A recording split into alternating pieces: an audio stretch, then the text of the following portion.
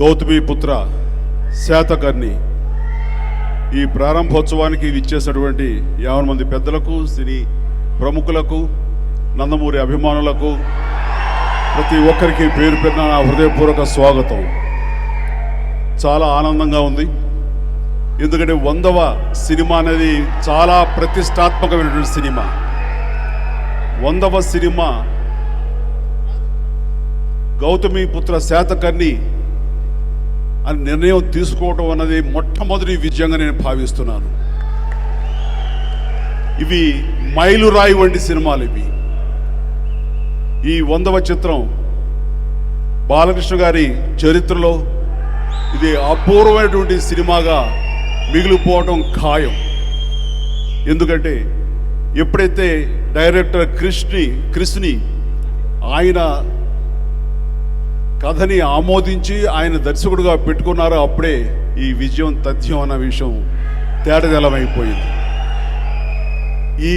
ఇలాంటి సినిమాకి, ఇలాంటి చారిత్రాత్మకమైన సినిమాలకు సరైన దర్శకుడు క్రిస్. కారణం ఆయనలో ఆథెంటిసిటీ ఉంటుంది.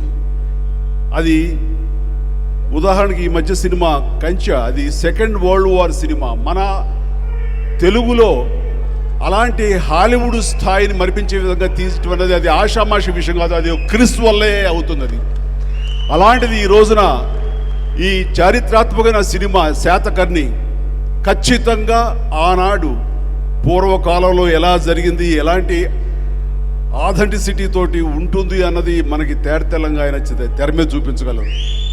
దానికి క్రిస్ అన్ని రకాలుగా న్యాయం చేస్తారు నమ్మకం నాకుంది.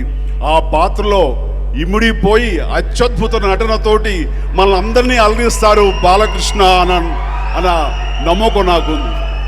ఇలాంటి పాత్రలు చేయటం బాలకృష్ణ గారికి అవలీలగా ఉంటుంది. ఆయనకి అది కేక్ వాక్. దాంట్లో ఆయన రాణిస్తారు, మనల్ని అలరిస్తారంటలో ఎలాంటి సందేహం లేదు. ఈ మధ్యకాలంలో 100 రోజులు ఆడటం అనేది గగనమైపోయింది. అలాంటిది ఈ cinema silver Jubilee, golden Jubilee ఆడాలని మనస్ఫూర్తిగా కోరుకుంటున్నాను. ఇది ఒక అద్భుతమైనటువంటి చిత్ర రాజ్యంగా మిగిలిపోవాలని మనస్ఫూర్తిగా కోరుకుంటూ, ఆ భగవంతుడికి ఈ యొక్క యూనిట్కి వీళ్ళందరూ కూడా శుభాశీస్సులు అందివ్వాలని మనస్ఫూర్తిగా కోరుకుంటూ ఆల్ ద బెస్ట్.